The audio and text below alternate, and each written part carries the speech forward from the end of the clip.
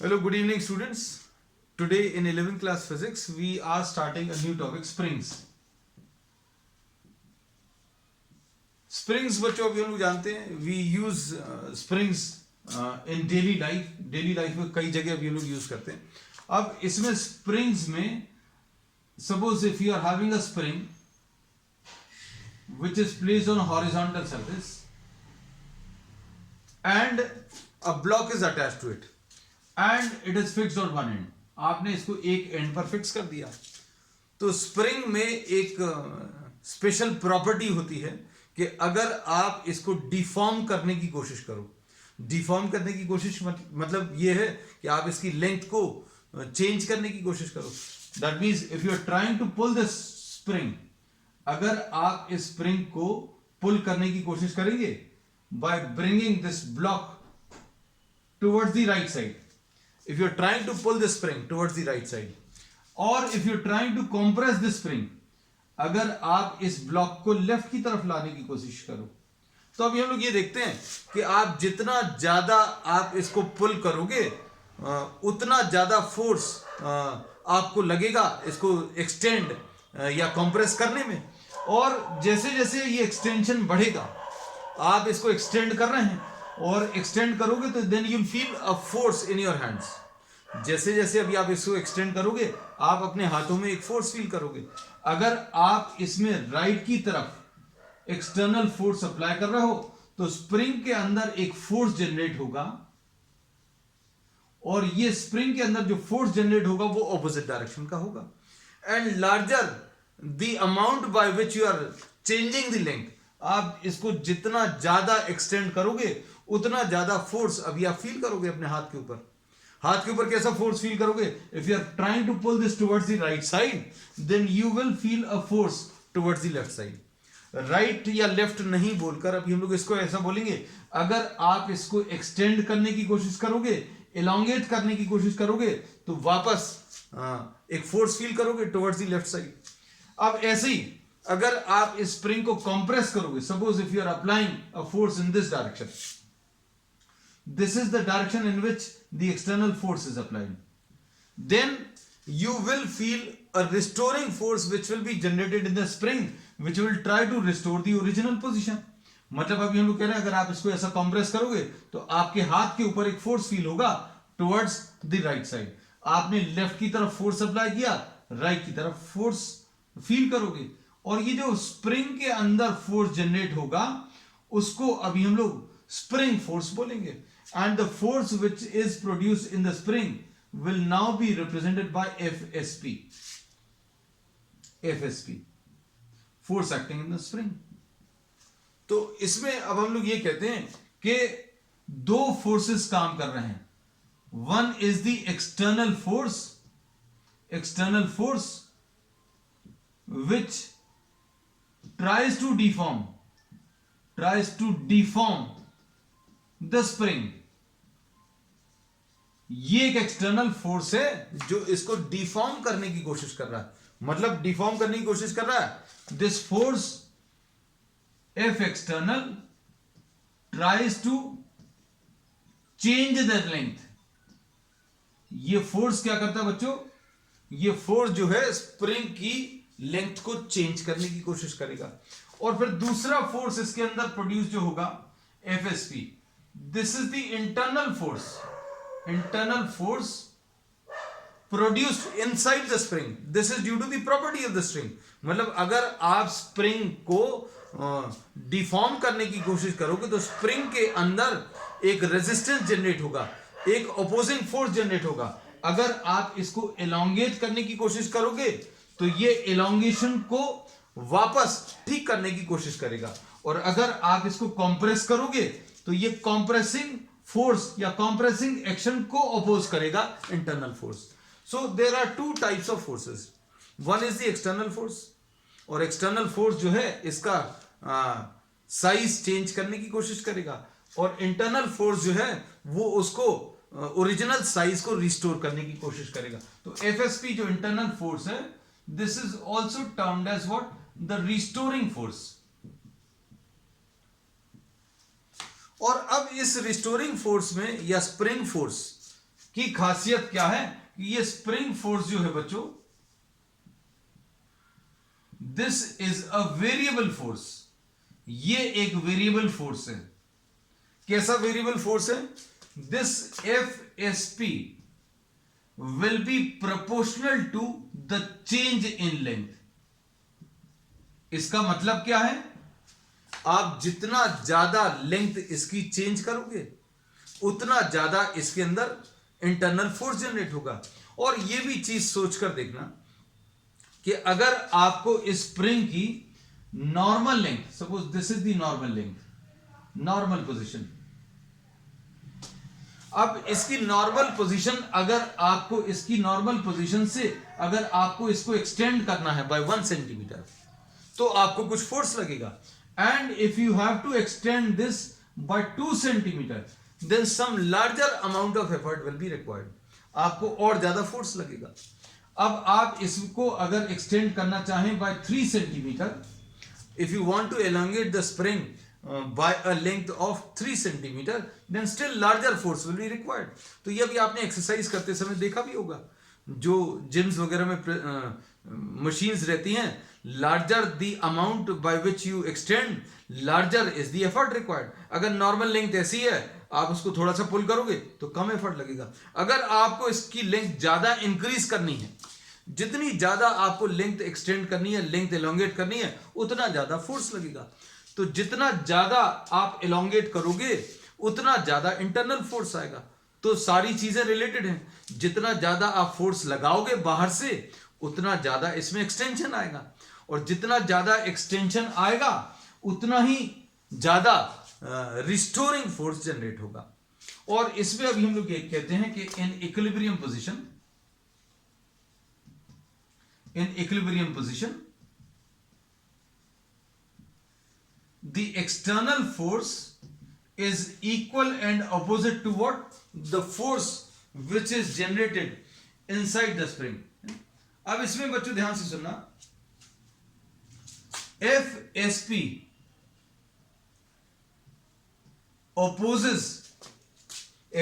opposes what? The displacement। FSP क्या करेगा बच्चों? It opposes the displacement. मतलब ये है कि FSP opposes elongation। अगर हम इसको elongate करने की कोशिश कर रहे हैं तो उसको अपोज करेगा।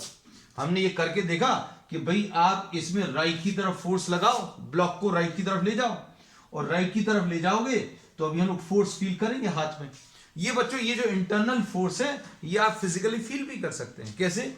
अगर आप इस ब्लॉक को पुल करोगे तो ये तो आपने एफर्ट लगाया, लेकिन स्प्रिंग जो एफर्ट लगा रही है वो आप अपने हाथों में फील कर सकते हो। अगर आप इसको पुल करोगे तो आपके हाथों में एक फोर्स फील होगा टुवर्ड्स द लेफ्ट साइड, है ना। तो अभी हम लोग ये क्या कहते हैं? FSP opposes what? एलोंगेशन। फिर आपने क्या कहा कि भाई एलोंगेट करने पर स्प्रिंग मना कर रही है, अपोज कर रही है, not just try to compress. अब आपने क्या किया? स्प्रिंग को कंप्रेस करने की कोशिश किया। अब आप अगर इसको कंप्रेस करोगे, जितना ज्यादा आप कंप्रेस करने की कोशिश करोगे उतना ज्यादा एफर्ट लगेगा।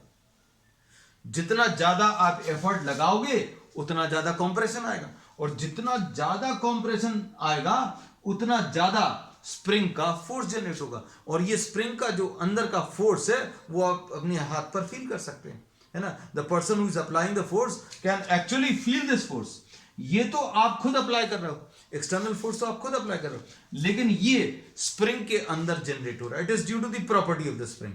स्प्रिंग की प्रॉपर्टी के कारण अभी हम लोग बोलेंगे ये FSP जनरेट होता है, और ये FSP आप अपने हाथ पर फील कर सकते हो। तो अब हम लोग क्या बोलेंगे? FSP opposes compression also। तो अब हम लोगों ने स्प्रिंग में आज इतने डिस्कशन में क्या क्या चीज पढ़ ली बच्चों? हम लोगों ने ये पढ़ लिया कि स्प्रिंग में एक टेंडेंसी होती है कि it easily changes its shape and size. इसका अभी हम लोग आराम से साइज चेंज कर सकते हैं। मतलब स्प्रिंग को आप नॉर्मल लेंथ से एलोंगेट कर सकते हैं और उसको कंप्रेस कर सकते हैं। और एलोंगेट या कंप्रेस कितने अमाउंट से कर रहे हैं उसके हिसाब से आपको फोर्स लगेगा। Larger the amount of force which is applied, external force आप जितना ज्यादा लगाओगे उतना ज्यादा एलोंगेशन या उतना ज्यादा कॉम्प्रेशन आएगा, और जितना ज्यादा एलोंगेशन होगा या जितना ज्यादा कॉम्प्रेशन होगा उतना ही ज्यादा स्प्रिंग फोर्स जनरेट होगा, है ना। तो बच्चों अब हम लोग क्या कर रहे हैं, ये नॉर्मल पोजीशन से कितना एलोंगेट हुआ है इसको डेल्टा एक्स मान लिया, है ना। अब हम लोग डेल्टा एक्स किसको लिख रहे हैं, ये अभी हम थोड़ा सा ठीक कर दें, this is delta x.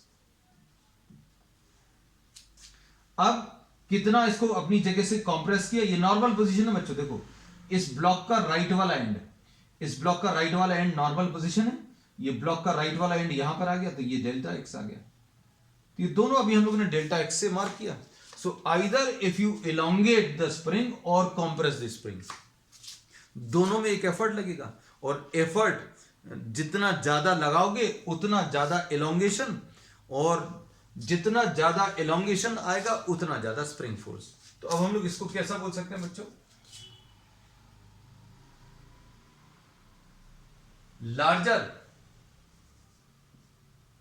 larger the external force, larger is delta x, and hence larger is FSP। जितना ज्यादा आप फोर्स लगाओगे उतना ज्यादा चेंज इन लेंथ आएगा, और जितना ज्यादा चेंज इन लेंथ आएगा उतना ज्यादा स्प्रिंग के अंदर फोर्स जनरेट होगा। तो ये चीज अभी हम लोगों ने कैसा बोला कि स्प्रिंग के अंदर का force proportional to change in length होता है ना। जितना ज्यादा चेंज इन लेंथ होगा उतना ज्यादा इसके अंदर फोर्स जनरेट होगा।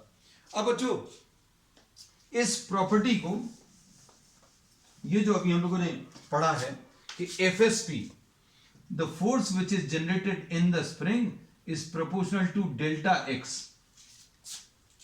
मतलब the restoring force which is generated inside the spring या force which is generated inside the spring, इसको अभी हम लोग स्प्रिंग फोर्स बोलते हैं। तो spring force is directly proportional to what, delta x। delta x लिख सकते हैं या x भी लिख सकते हैं, और FSP will be equal to what, minus k into x। अब इसमें बच्चों अभी हम लोगों ने क्या किया, एक प्रोपोर्शनलिटी साइन लगा दिया, और इस प्रोपोर्शनलिटी साइन k को अभी हम लोग क्या बोलते हैं, फोर्स कांस्टेंट बोलते हैं। ये k को अभी हम लोगों ने क्या बोला है, force constant. So FSP will be equal to what, minus k into delta x। Delta x लिखा अभी हम लोगों ने इसलिए ऐसा लिखा। तो अब हम लोगों ने क्या क्या चीज पढ़ ली बच्चों, स्प्रिंग में ये पढ़ा कि अगर आप किसी स्प्रिंग की लेंथ को इंक्रीज करने की कोशिश करोगे तो उसके अंदर एक रिस्टोरिंग फोर्स आएगा, स्प्रिंग के अंदर एक फोर्स आएगा FSP। जितना ज्यादा आप एक्सटेंड करोगे या एलोंगेट करोगे उतना ज्यादा स्प्रिंग फोर्स आएगा। इसको अभी हम लोगों ने ऐसा लिख लिया, FSP is directly proportional to delta x. तो बच्चों ये हुक्स लॉ है ना, ये अभी हम लोग आगे भी पढ़ने वाले हैं इसके बारे में, लेकिन अभी हम लोगों ने सिर्फ नाम बता दिया कि this was the person who gave this relation, FSP directly proportional to delta x. तो FSP कैसा है, स्प्रिंग के अंदर का force directly proportional to delta x है। FSP will be equal to minus k into delta x. Minus k जो है या minus sign indicates that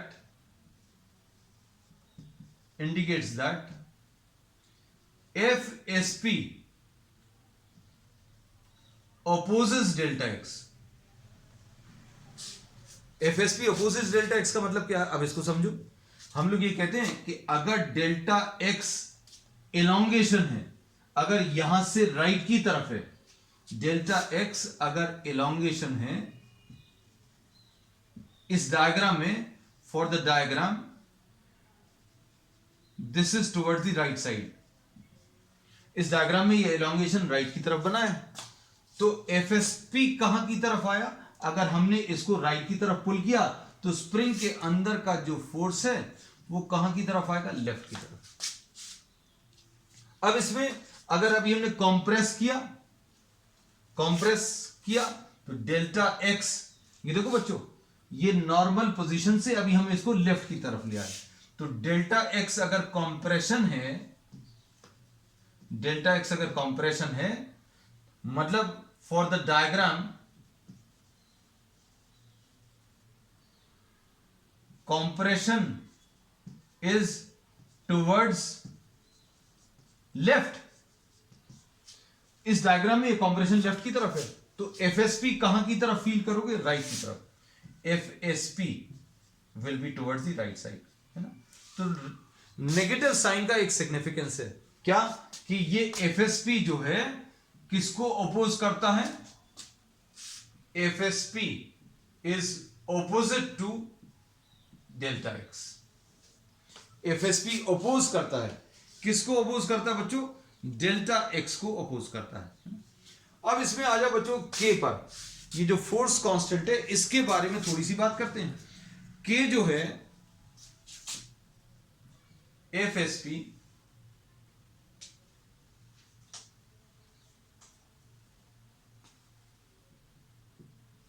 is equal to minus k into delta x. K इसमें जो है force constant है, ये k कैसे मिलेगा? F S P upon delta x. Minus sign अभी हम लोगों ने ड्रॉप कर दिया क्योंकि माइनस साइन का सिग्निफिकेंस या इंपॉर्टेंस अभी हमने बता दिया, है ना। अच्छे सुनना बच्चों, अब इसमें अभी हम लोग ये कहते हैं कि ये किस में मेजर होगा? के will be measured in terms of what? Newton पर मीटर। पहली चीज तो यूनिट्स बता दी अभी हमने। के बारे में अभी हमने बोला बातें करेंगे, तो पहली बात तो अभी हमने ये बता दी कि किस में मेजर करेंगे। फिर दूसरी बात अभी हमने आपको इसमें यह बताई कि ये डायमेंशनल फॉर्मूला, इसका डायमेंशनल फॉर्मूला क्या आ जाएगा? अच्छे सुनो, बहुत सारी चीजें, इंटरेस्टिंग चीजें इसमें बताएंगे। ये एफ एस पी है M L T minus two divided by L, तो ये आ जाएगा m1 l0, l तो कैंसिल हो गया, और t माइनस टू, तो ये k का डायमेंशनल फॉर्मूला आ गया। अब भाई इसका फिजिकल सिग्निफिकेंस क्या है? फिजिकल सिग्निफिकेंस अभी हम आपको बता दे रहे हैं, देखो समझो इसको। आपने ये देखा होगा in your daily life you must have seen many types of springs, है ना। स्प्रिंग्स कहां कहां पर यूज करते हैं बच्चों? बहुत ज्यादा यूज में अगर आप देखो तो पेन के अंदर भी जो राइटिंग पेन्स हैं, डॉट पेन्स हैं, उनमें स्प्रिंग्स आती हैं, है ना? उसमें भी स्प्रिंग यूज होती है। शॉक ऑब्जॉर्बर्स में भी है बच्चों, अभी हम लोग स्प्रिंग यूज करते हैं, है ना। तो अब दोनों स्प्रिंग्स में डिफरेंस क्या है?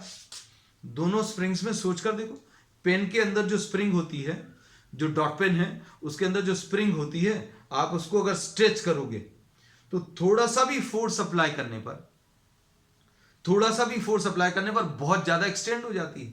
शॉक ऑब्जर्वर्स में, गाड़ियों के शॉक ऑब्जर्वर्स में स्प्रिंग रहती है, उसमें बहुत ज्यादा फोर्स लगाएंगे तो थोड़ा सा एक्सटेंशन आएगा, है ना। तो अब हम लोग इसको कैसा बोलेंगे?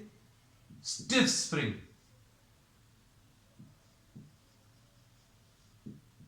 जो स्टिफ स्प्रिंग होगी, जो हार्ड स्प्रिंग होगी, वो कैसी होगी? उसमें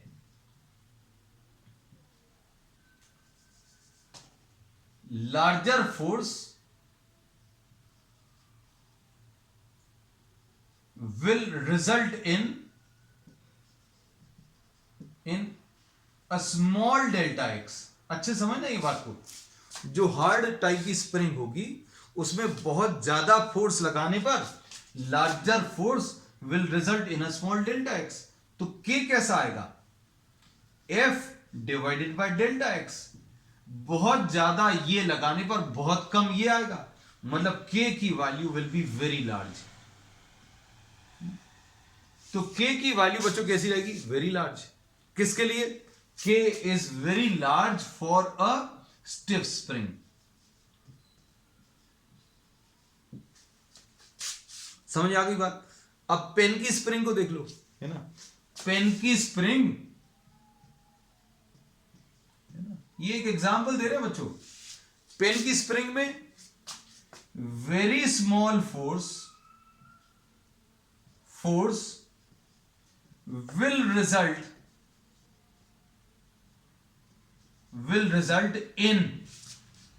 result in what?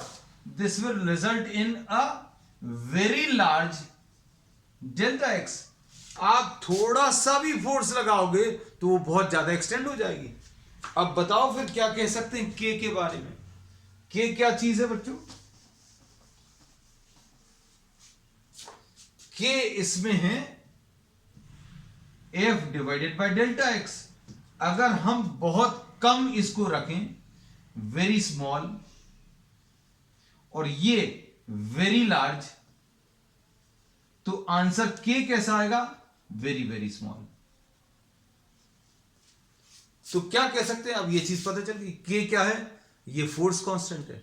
तो फोर्स कांस्टेंट क्या देता है? K force constant gives an indication about, K force constant gives an indication about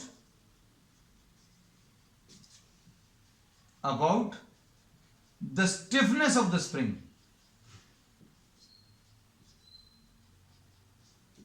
किसके बारे में? स्प्रिंग की स्टिफनेस के बारे में आइडिया देगा क्या? के, है ना। अब के की वैल्यू अगर ज्यादा है तो वो एक स्टिफ स्प्रिंग है ना। तो अब हम लोग ये बोलेंगे के the force constant gives an idea about the stiffness of the spring। और क्या बोल सकते हैं इसमें? larger K, larger is the stiffness। तो अब हम लोग क्या बोल सकते हैं बच्चों? आप अगर एक शॉक अब्जॉर्बर की स्प्रिंग ले लें और एक पेन की, डॉट पेन के अंदर जो स्प्रिंग होती है, तो कौन सी वाली लूज है, कौन सी वाली स्टिफ है, पता है आप हम लोगों को? तो शॉक ऑब्जर्वर की जो स्प्रिंग है that is a stiff spring और अ हार्ड स्प्रिंग, है ना। तो उसके लिए के की वैल्यू ज्यादा होगी। और पेन के अंदर जो स्प्रिंग लगी हुई है उसके लिए अभी हम लोग क्या बोलेंगे? के की value will be very small. तो अब हम लोगों को आइडिया लग गया किसके बारे में? स्प्रिंग का फोर्स कांस्टेंट, है ना। फोर्स कांस्टेंट के बारे में अभी हम लोगों को आइडिया लग गया। अब हम लोगों ने जो पढ़ लिया है आज की इस पूरी क्लास में कि force is directly proportional to delta x. Force directly proportional to delta x. तो कोई पूछेगा ये कौन सा वाला फोर्स है, तो अभी हम लोग ये बोलेंगे this can be any force. This can be either the restoring force और अप्लाइड फोर्स। दोनों हो सकते हैं। क्यों हो सकते भाई? क्योंकि अभी हमने ये बताया कि इक्विलिब्रियम पोजीशन में ये अप्लाइड फोर्स और रिस्टोरिंग फोर्स, एक्सटर्नल फोर्स और स्प्रिंग फोर्स दोनों इक्वल हो जाते हैं। दोनों फोर्सेस इक्वल हो जाएंगे कब? इक्विलिब्रियम कंडीशन में। तो अब हम लोगों को ये पता चल गया कि F is directly proportional to delta x, और इसमें F will be equal to what? K into x, K into delta x, ऐसा बोल दिया। K क्या चीज है बच्चों? K है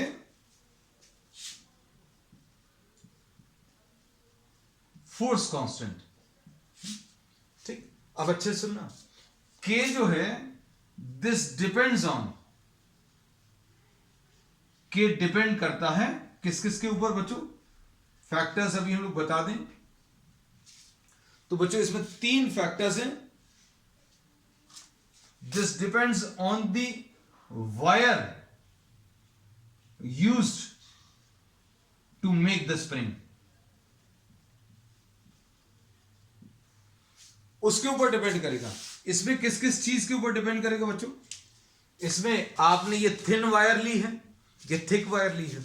जैसे शॉक ऑब्जर्वर की जो स्प्रिंग बनी रहती है वो थिक वायर रहती है, और पेन की जो स्प्रिंग है वो बहुत थिन वायर है। तो अब हम लोग क्या बोलेंगे? वायर कैसा यूज कर रहे हो उसके ऊपर डिपेंड करेगा। मतलब ये length and radius and material, material किस टाइप का है स्प्रिंग को बनाने में उसके ऊपर भी डिपेंड करेगा। तो अभी हमने बेसिकली क्या बोल दिया कि ये के डिपेंड करता है the wire use to make the spring, पहली चीज। फिर उसके बाद दूसरी चीज रेडियस ऑफ द स्प्रिंग के ऊपर भी डिपेंड कर रहा है।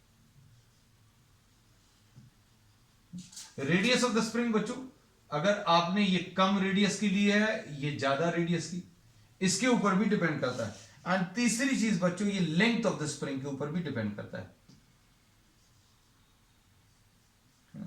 और इसमें लेंथ ऑफ द स्प्रिंग को अगर अभी हम लोग देखें, जितनी ज्यादा लेंथ लोगे उतना कम के हो जाएगा। मतलब अगर आप एक शॉर्ट स्प्रिंग लोगे तो के की वैल्यू ज्यादा रहेगी। तो हम लोग इसको ऐसा लिखते रहे, ये सबसे इंपॉर्टेंट फैक्टर है, मोस्ट इंपॉर्टेंट है ना। क्या कि के जो है डिपेंड्स बेसिकली ऑन व्हाट, जो मेन हमारे काम का है, जो न्यूमेरिकल्स में यूज करेंगे, वो क्या कि लेंथ ऑफ द स्प्रिंग के ऊपर डिपेंड करता है। Larger the length of the spring, smaller is the value of k, smaller is k, and lesser is the stiffness. अच्छे समझना बच्चों, हमने बोला कि अगर आपने एक ही मटेरियल की आपने ये एक स्प्रिंग ले ली, और उसी मटेरियल की अगर आपने डबल लेंथ की स्प्रिंग ले ली, तो क्या हो जाएगा बच्चों, अगर इसका फोर्स कांस्टेंट के है तो इसका k बाय 2 हो जाएगा, है ना। ये कैसे होगा, ये अभी हम लोग आगे डिस्कस करेंगे, है ना। तो लेंथ बढ़ाने पर, अच्छे समझना, लेंथ बढ़ाने पर हम लोग क्या बोलते हैं, स्टिफनेस कम हो जाती है। जितनी ज्यादा लेंथ होगी उतना कम स्टिफनेस उसकी हो जाएगी। अगर आपने इसको एग्जांपल से बच्चों सारी चीजें अभी हम आपको क्लियर करेंगे। सपोज आपने इसकी लेंथ बच्चों 3L कर दी, स्प्रिंग वही है, मटेरियल भी वही है, सिर्फ 3L कर दिया, तो इसका जो फोर्स कांस्टेंट है बच्चों वो k बाय 3 आ जाएगा। तो इसको अभी हम लोग ऐसा कह सकते हैं that k is inversely proportional to L. K is inversely proportional to L. L अगर आप बढ़ाओगे तो K की वैल्यू कम हो जाएगी, और L को अगर आप कम करोगे, है ना, जैसे सपोज फॉर एग्जांपल L को अगर आपने कम किया, डिक्रीजिंग L इंक्रीजेस K, उल्टा बोल दिया भाई, लेंथ बढ़ा रहे हैं, लेंथ डबल कर दिया तो स्टिफनेस या फोर्स कांस्टेंट k बाय 2 हो गया, 3L कर दिया तो स्प्रिंग फोर्स कांस्टेंट बच्चों k बाय 3 हो गया। अब इसका उल्टा बोले कि भाई लेंथ को अगर आप कम करोगे, अगर एक स्प्रिंग के 2 पार्ट्स कर दिए, अच्छे सुनना, चलो इसी को अभी थोड़ा सा और डिस्कस कर लेते हैं ना, चलो अच्छी चीज है ये।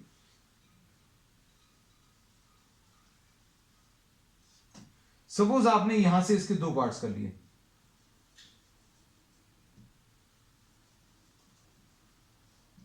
अगर इसका फोर्स कांस्टेंट k था तो each of these parts will be having a force constant of 2k।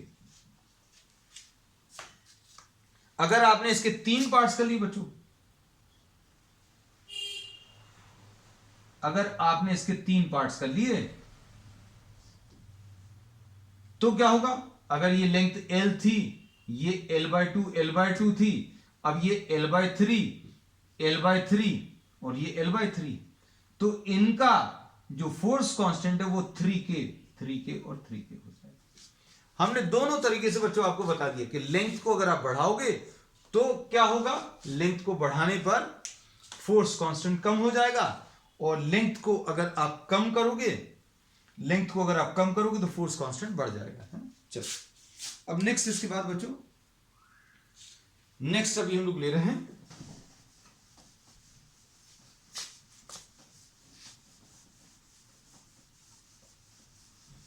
combination of springs.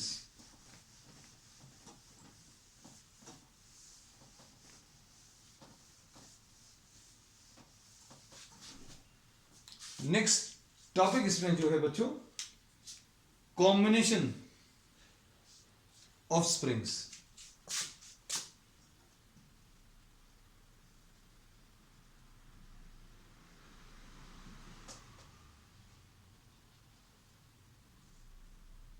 Series combination, ये बच्चों ये टॉपिक जो है सिंपल हार्मोनिक मोशन में भी यूज होगा, न्यूटन्स लॉ पर भी बेस्ड प्रॉब्लम्स बनते हैं, वर्क पावर एनर्जी। तो स्प्रिंग एक बहुत इंपॉर्टेंट कॉन्सेप्ट है, न्यूटन्स लॉ में भी यूज होता है ये। फिर अभी हम लोग ने बोला work power energy, and then you will be using this concept in oscillations also, है ना, सीरीज कॉम्बिनेशन। तो देखना बच्चों, अब इसमें अभी हम लोगों ने ये बोला कि आपने दो टाइप के मटेरियल्स या की स्प्रिंग कनेक्ट कर दी, इसका फोर्स कांस्टेंट K1 है, इसका फोर्स कांस्टेंट K2 है। अब हम लोग क्या करेंगे बच्चों इसमें, अब इसमें अभी हम लोग इसको एक्सटेंड करेंगे। अब हम लोगों ने इसको क्या किया बच्चों, इसको एक्सटेंड कर दिया। अब इसमें suppose you are trying to extend a spring, imagine the condition that you are having a very loose spring and a very stiff spring, दोनों को सीरीज में कनेक्ट कर दिया। अब जब आप पुल करोगे तो क्या होगा, एक कॉमन फोर्स इसमें अप्लाई होगा, कॉमन फोर्स अप्लाई होगा। हम लोग जो भी फोर्स अप्लाई करेंगे वो तो बच्चों कॉमन रहेगा, है ना, सेम फोर्स रहेगा। अब same force gets applied to this as well as this spring, दोनों में एक ही फोर्स आएगा, है ना, और अप्लाइड फोर्स भी एक ही रहेगा और रिस्टोरिंग फोर्स भी एक ही रहेगा, है ना। अब हम लोगों ने क्या बोला कि जो लूज स्प्रिंग रहेगी दैट विल एक्सटेंड और that will elongate by larger amount, जो लूज वाली स्प्रिंग है बच्चों दैट विल एलोंगेट बाय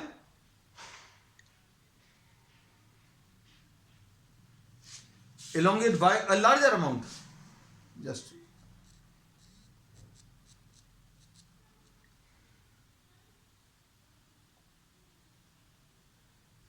और जो हार्ड वाली स्प्रिंग होगी, हार्ड वाली स्प्रिंग में उतना ही फोर्स लगाओगे तो कम एलोंगेट होगी। कहने का मतलब यह है दोनों के एलोंगेशन अलग अलग आएंगे। Let the total elongation, suppose ये टोटल एलोंगेशन बच्चों इसमें x है, suppose this is the total elongation x, ये डेल्टा x लिख ले रहे हैं, and this spring elongates by delta x1 and this spring elongates by delta x2. Delta x1 is the elongation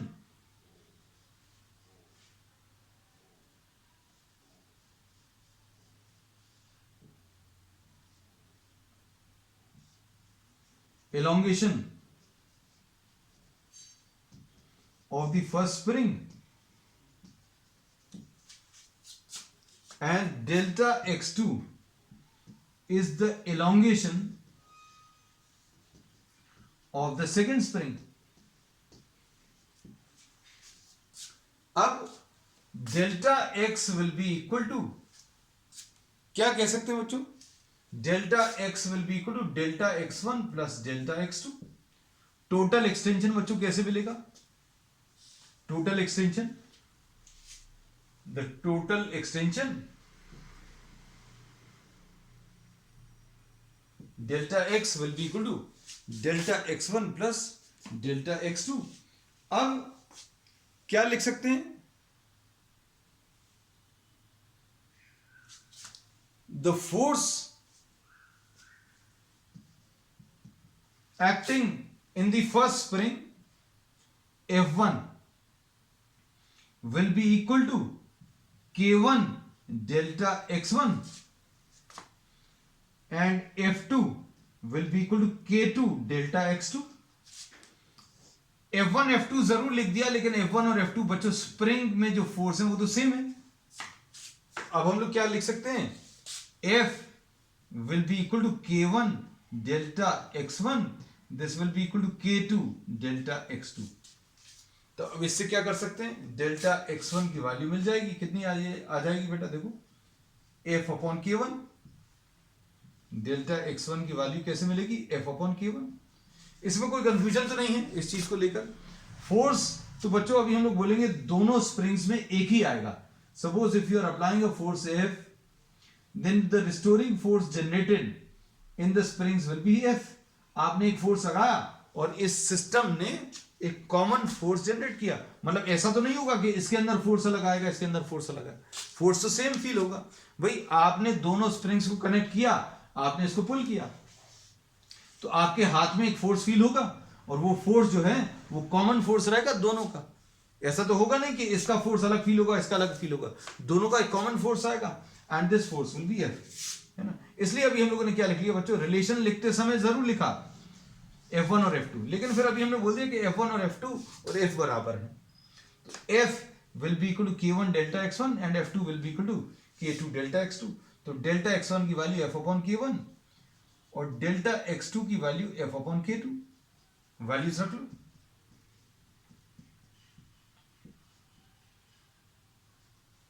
अब इसमें क्या होगा, 1 upon K1 plus 1 upon K2 ऐसा कुछ आ जाएगा, and delta x upon f will be equal to 1 upon k1 plus 1 upon k2। और बच्चों f को अभी आप k डेल्टा x लिख लो। सपोज इन दोनों का कॉम्बिनेशन बच्चों k1 और k2, इन दोनों को अगर आप कंबाइन कर रहे हैं तो अभी हम लोग इसको कैसा लिख सकते हैं बच्चों, डेल्टा x और ये k डेल्टा x,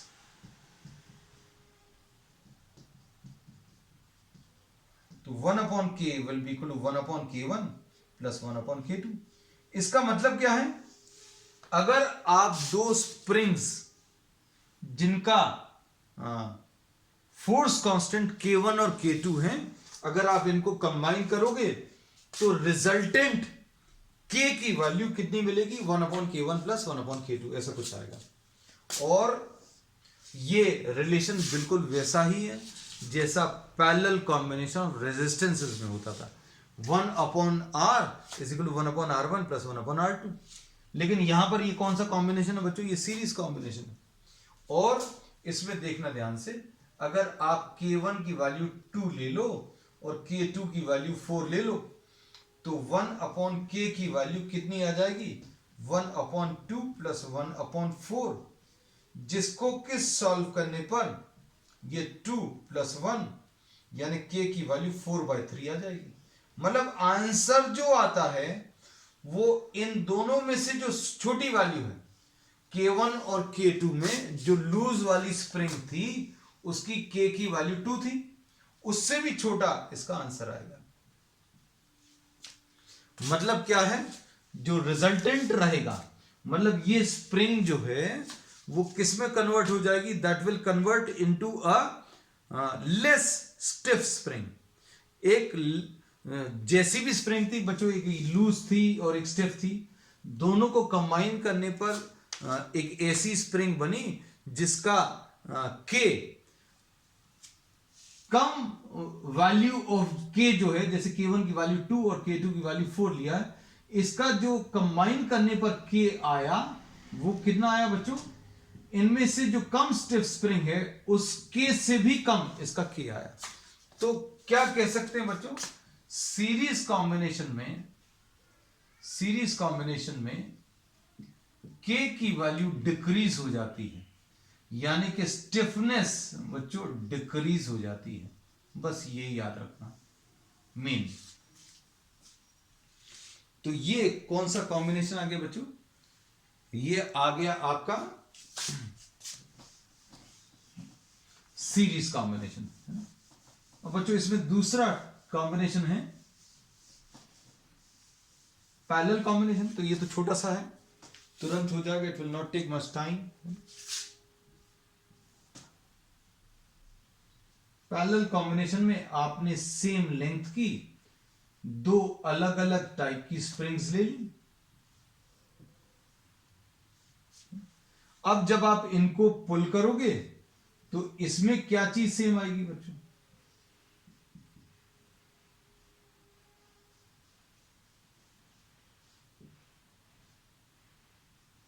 इसमें दोनों स्प्रिंग्स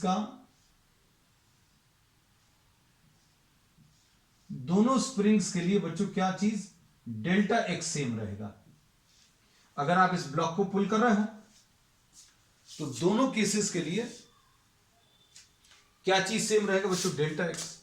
इसका सपोज फोर्स कांस्टेंट K1 है, इसका K2 है, तो अब हम लोग क्या बोलेंगे, अगर दोनों स्प्रिंग्स अलग अलग टाइप की हैं और F इज इक्वल टू के डेल्टा एक्स है, मान लीजिए दोनों स्प्रिंग्स में डेल्टा एक्स सेम ले लिया, तो के की वैल्यू अलग होने के कारण अब फोर्स अलग आएंगे, मतलब इसमें फोर्स अलग आएगा, इसमें फोर्स अलग आएगा, और इन दोनों का फोर्स मिलाकर ये वाला फोर्स आएगा F, है ना।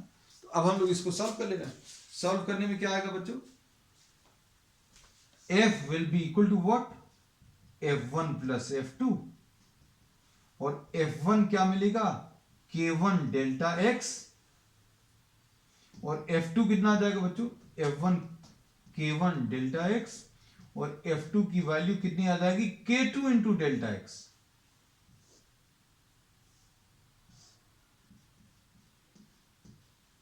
अब इसमें डेल्टा एक्स कॉमन, तो क्या आ जाएगा, K1 प्लस K2। अब K1 plus K2 will be equal to F upon delta x, और F अपॉन डेल्टा एक्स यानी K1 plus K2 will be equal to K delta x लिख सकते हैं F की जगह। अब इसमें K की वैल्यू बच्चों किसके बराबर आ जाएगी, K1 प्लस K2।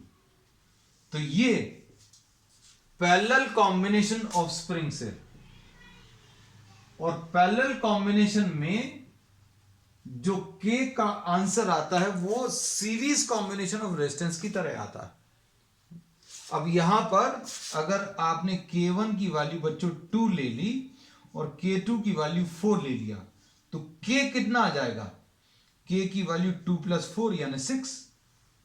मतलब क्या बोलेंगे, ये जो आंसर आया है इन दोनों K में से जो ज्यादा वाला K है, इसकी वैल्यू 2 थी, इसकी वैल्यू 4 थी, इसमें ज्यादा वाला K उससे भी ज्यादा आंसर आता है। तो अब इसमें क्या बोलते हैं, for parallel combination K increases and hence stiffness also increases। So this was all about what spring। अब नेक्स्ट टर्न पर अभी हम लोग work done in stretching spring अभी हम लोग लेंगे और उस पर बेस कुछ numerical. That's all for today.